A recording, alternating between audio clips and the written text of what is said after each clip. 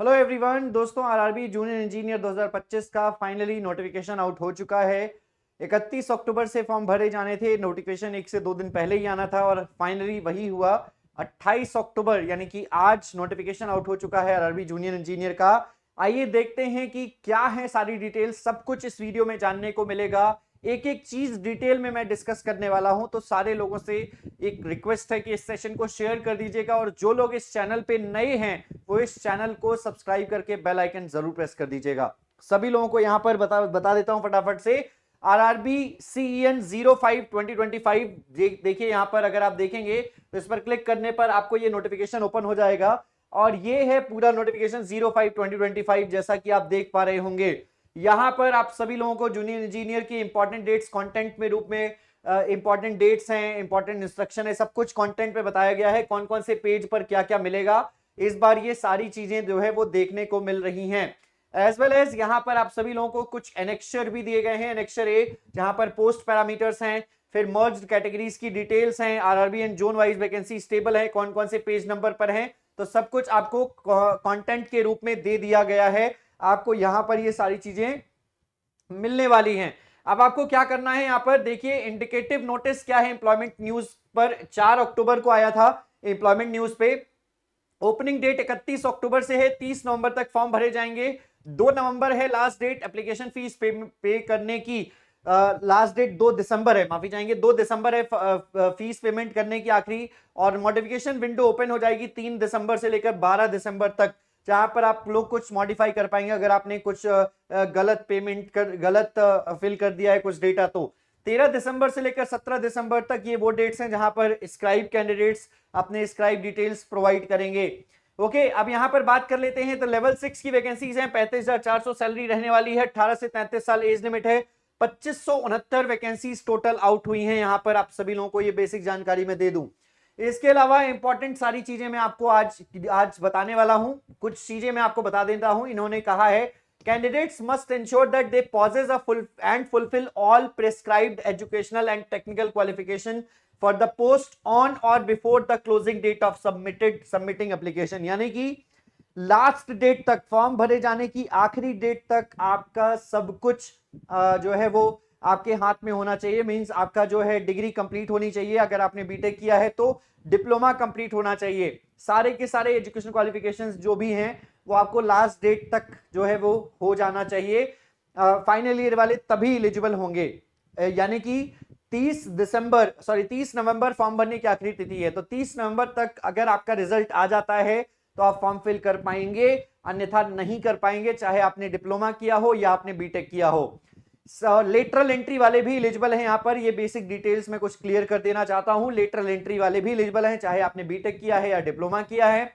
As well as यहां पर आप सभी लोगों को बता दूं कि इलेक्ट्रॉनिक्स के कैंडिडेट्स, कंप्यूटर साइंस, आईटी सभी ब्रांच के कैंडिडेट्स फॉर्म फिल कर पाएंगे। मैं सारी चीजों पर आने वाला हूं। तो आप सभी लोगों को आरआरबी में ये जो जूनियर इंजीनियर है ये जोन वाइज वैकेंसीज हैं। तो आपको किसी एक पर्टिकुलर जोन से फॉर्म फिल करना होगा।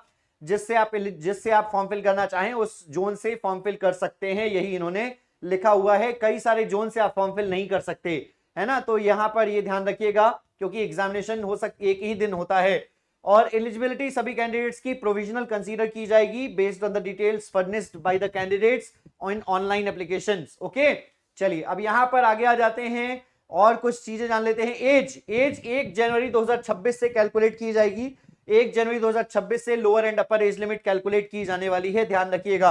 तो एज जो 18 साल से 33 साल है, मतलब 18 साल की कैलकुलेशन भी 1 जनवरी से की जाएगी और 33 साल की कैलकुलेशन भी 1 जनवरी 2026 से ही की जाने वाली है। ओके, फॉर्म फीस जो है वो यहां पर कितनी है? फॉर्म फीस 500 रुपए ही होती है, जहां पर आप सभी लोग देख भी सकते हैं। तो यहां पर मैं आप सभी लोगों को बता दूं कि after submission of online application payment application fees if a candidate wishes to further modify any details, मतलब कुछ भी अगर फीस पेमेंट करने के बाद मॉडिफाई करना चाहते हो तो मॉडिफिकेशन फीस 250 रुपए है। मॉडिफिकेशन फीस 250 रुपए है। 12 दिसंबर के बाद आप जो है वो यहां पर किसी भी प्रकार का मॉडिफिकेशन नहीं कर पाएंगे। 12 दिसंबर तक आप मॉडिफिकेशन कर पाएंगे। ओके, चलिए अब आगे आ जाते हैं। नीचे जनरल इंस्ट्रक्शंस, ये सारी चीजें हैं। जनरल इंस्ट्रक्शंस एक बार देख लीजिएगा। एक एक चीज मैं आपको यहां पर बताने वाला हूं। और यहां पर अगर मैं एज रिलैक्सेशंस की वगैरह की बात करूं तो वो सब कुछ भी मैं बताने वाला हूं। यहां पर free train travel facilities, free sleeper class railway pass admissible होगा एससी एसटी कैंडिडेट्स के लिए ही सिर्फ होगा और रिक्वेस्ट पर होगा, उनको प्रोवाइड किया जाएगा with their e call letter for various stages of selection, CBT के लिए, डॉक्यूमेंट वेरिफिकेशन के लिए, मेडिकल एग्जामिनेशन के लिए।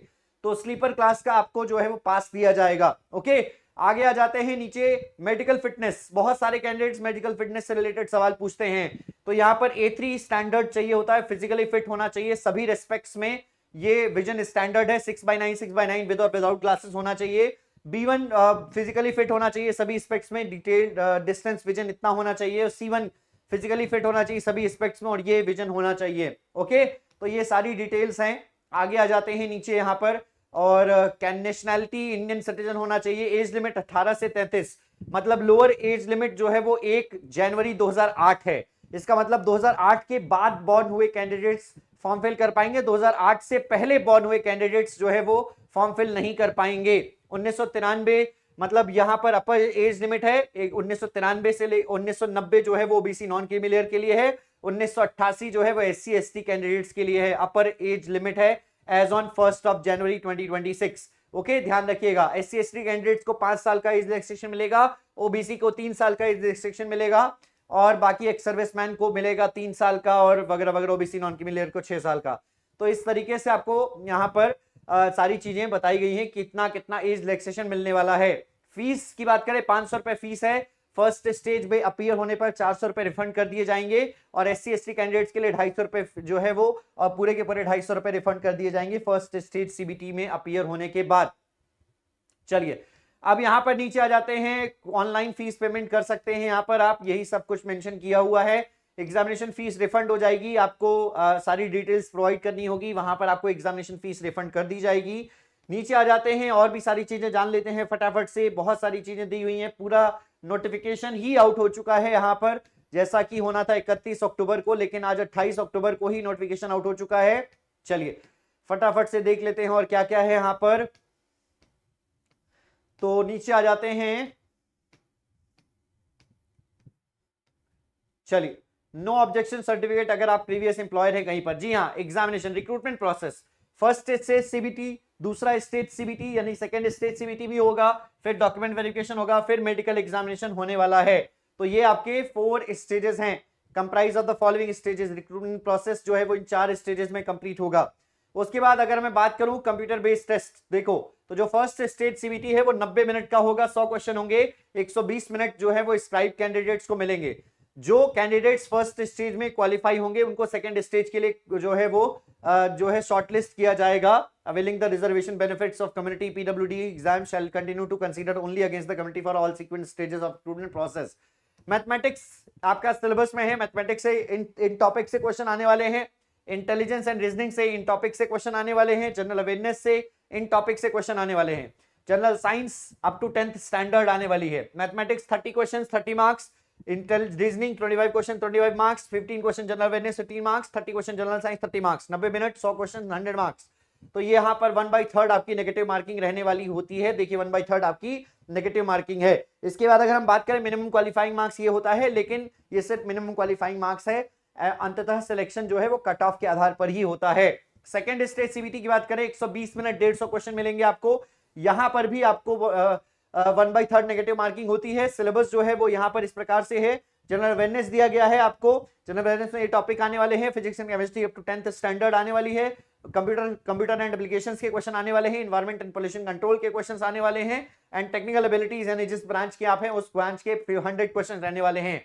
जैसा कि प्रीवियस पैटर्न है वैसा ही पैटर्न इस बार भी है, कोई बदलाव नहीं है। 120 मिनट में 150 सवाल सॉल्व करने हैं, 100 question technical, 10 question environment, 10 question computer, 15 question physics and chemistry और 15 क्वेश्चन जनरल अवेयरनेस के रहने वाले हैं। चलिए, नेगेटिव मार्किंग यहां पर भी 1/3 ही रहती है सीबीटी 2 में भी, इसमें कोई चेंजेस नहीं है। कौन कौन सी ब्रांच के कैंडिडेट अप्लाई कर सकते हैं, तो जो मैकेनिकल इंजीनियरिंग के हैं वो अगर इन ब्रांच से भी हैं, अगर आपका बीटेक या डिप्लोमा, तो आप फॉर्म फिल कर पाओगे। Mechanical production, automobile manufacturing, mechatronics, industrial machining, tools and machining, tools and die making engineering, combination of any sub stream of basic stream of about disciplines. Electrical engineering, अगर आपकी electrical engineering के अलावा इन branches से भी अगर आपका combination any sub streams of basic of electrical engineering है तो आप फॉर्म फिल कर पाओगे। इलेक्ट्रॉनिक्स इंजीनियरिंग में इलेक्ट्रॉनिक्स इंजीनियरिंग के candidates plus instrumentation control, communication, computer science, computer engineering, computer science, information technology और commission of any sub streams of basic जो electronics branch से फॉर्म फिल करेंगे। जो कंप्यूटर साइंस के कैंडिडेट है वो भी इलेक्ट्रॉनिक्स से ही फॉर्म फिल करेंगे, इलेक्ट्रॉनिक्स एंड अलाइड इंजीनियरिंग से फॉर्म फिल करेंगे। सिविल इंजीनियरिंग में ये सिविल इंजीनियरिंग से अगर आपने बीटेक डिप्लोमा किया है या सिविल इंजीनियरिंग के अलावा किसी भी सब स्ट्रीम से भी आपने डिप्लोमा बीटेक किया है या फिर आपने बीएससी सिविल इंजीनियरिंग से किया है, 3 साल का है, तो आप फॉर्म फिल कर पाओगे। इसके अलावा CMA chemical and metallurgical assistant के लिए आपने यहाँ पर बीएससी की है केमिस्ट्री एंड फिजिक्स से, तो आप फॉर्म फिल कर पाओगे। तो ये है यहाँ पर एजुकेशनल क्वालिफिकेशन, ध्यान रखिएगा। ओके, और उसके अलावा डीएमएस यानी डिपोर्ट मटेरियल सुपरिटेंडेंट के लिए 3 साल का डिप्लोमा इंजीनियरिंग में होना चाहिए। 3 साल का डिप्लोमा अगर किसी भी इंजीनियरिंग डिसिप्लिन में है तो आप डीएमएस के लिए भी फॉर्म फिल कर पाइएगा। ओके, सेकंड स्टेज में क्वालिफाई होने के बाद आपको डीवी एंड और मेडिकल के लिए जो है वो कॉल किया जाएगा। डीवी के लिए आपको कॉल किया जाएगा, बुलाया जाएगा। मेरिट इंडेक्स, इस कैलकुलेशन के आधार पर मेरिट इंडेक्स जो है वो कैलकुलेट होगा, डॉक्यूमेंट वेरिफिकेशन होगा, फिर आपको बहुत सारे डॉक्यूमेंट्स लेकर जाने होंगे। मैंने इसके लिए एक सेपरेट वीडियो बनाया है कौन कौन से डॉक्यूमेंट्स चाहिए होंगे। ओके, अगर हम आगे बात करते हैं, यहाँ पर नीचे नेक्स्ट आ जाते हैं, तो यहाँ पर सारी चीजें मैं आपको बता देना चाहता हूं क्या क्या है यहाँ पर इंपॉर्टेंट। चलिए और नीचे आ जाइए। ओके, तो यहां आ जाते हैं कौन कौन सी ब्रांच के लिए कौन कौन से कैंडिडेट, कौन कौन सी पोस्ट के लिए कौन कौन से लोग एलिजिबल हैं, तो ये सब कुछ दिया गया है। जैसे जूनियर इंजीनियर इलेक्ट्रिकल की बात करें तो जूनियर इंजीनियर इलेक्ट्रिकल के 7th पे commission level in 7th CPC, तो यहां पर अगर हम बात करें 3 साल का diploma mechanical electrical electronics a combination of any sub streams of these branches apply कर पाएंगे। तो इन सभी पोस्ट के लिए जूनियर इंजीनियर इलेक्ट्रिकल में डिपार्टमेंट है, sub department design drawing and production unit, EMU, TRS, TRD और जनरल सर्विसेज, इन 4 डिपार्टमेंट में, और इवन 5वां वर्कशॉप में भी इलेक्ट्रिकल, मैकेनिकल, इलेक्ट्रॉनिक्स या इनकी कंबाइंड ब्रांचेस से डिप्लोमा या बीटेक है तो फॉर्म फिल कर पाओगे। नीचे आ जाओ। इसके अलावा सिविल इंजीनियरिंग में junior engineer civil design drawing and production unit, work production unit, workshop. उसके बाद यहां पर आ जाते हैं नीचे सब डिपार्टमेंट ट्रैक मशीन, 3 साल का डिप्लोमा अगर आपका इन ये 3 के लिए, इन 4 के लिए, इवन पीवे के लिए design drawing and production unit, works production unit and workshop, इनके लिए अगर आपका 3 इयर्स डिप्लोमा सिविल इंजीनियरिंग में है तो आप फॉर्म फिल कर पाइएगा। मैकेनिकल इंजीनियरिंग पे आ जाते हैं। मैकेनिकल इंजीनियरिंग में अगर आप देखेंगे तो यहां पर जूनियर इंजीनियर ट्रैक मशीन, फिर उसके बाद आ जाता है track machine, carriage and wagon, design drawing and workshop unit, power, diesel shed, workshop and production unit. उसके बाद आ जाता है सीएमटी अलग है। तो यहां तक अगर आपका देखेंगे, आप इन सभी डिपार्टमेंट में अगर आपका डिप्लोमा किसी भी ब्रांच में है तो आप फॉर्म फिल कर पाएंगे। इलेक्ट्रिकल, मैकेनिकल, इलेक्ट्रॉनिक्स, मैकेट्रॉनिक्स, सभी ब्रांचेस में अगर आपका डिप्लोमा या बीटेक है तो फॉर्म फिल कर मींस आप एलिजिबल हो। इन पोस्ट के लिए भी आप एलिजिबल हो, याद रखिएगा। उसके अलावा मेटलर्जिकल असिस्टेंट में BSc degree physics and chemistry से आवश्यक है। उसके बाद इलेक्ट्रिकल के लिए फिर से आ जाता है यहाँ पर डीजल शेड और वर्कशॉप के लिए, तो यहाँ पर भी आपका इलेक्ट्रिकल मैकेनिकल से अगर डिप्लोमा है तो फॉर्म फिल कर पाओगे।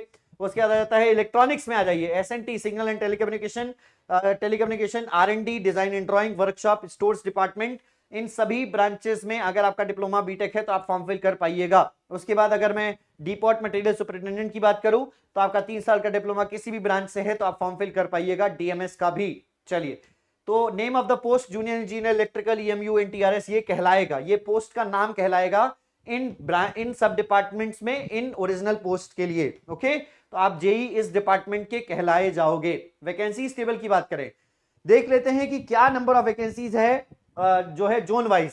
आज अहमदाबाद में आपकी टोटल नंबर ऑफ वैकेंसीज यहाँ पर 151 है। इस बार अहमदाबाद में 150 पोस्ट है, पिछली बार 300 थी। अजमेर में अगर हम बात करें तो अजमेर में इस बार पोस्ट सिर्फ 40 है, टोटल पोस्ट 40 है। बेंगलुरु में टोटल पोस्ट देख लेते हैं, 80 है बेंगलुरु में। उसके बाद भोपाल में जो पोस्ट की संख्या है वो 58 है। भुवनेश्वर में जो पोस्ट की संख्या है वो 36 है। उसके बाद अगर हम बात करें तो नेक्स्ट आ जाता है बिलासपुर में पोस्ट की संख्या जो है वो यहां पर है 127 पोस्ट बिलासपुर में है। चंडीगढ़ में पोस्ट की संख्या जो है वो देख लेते हैं कितनी है, 108 चंडीगढ़ में है। चेन्नई में पोस्ट की संख्या देख लेते हैं तो चेन्नई में पोस्ट की संख्या 160 है।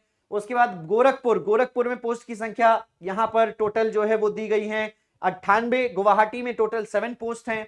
उसके बाद जम्मू एंड श्रीनगर में टोटल पोस्ट 88 हैं।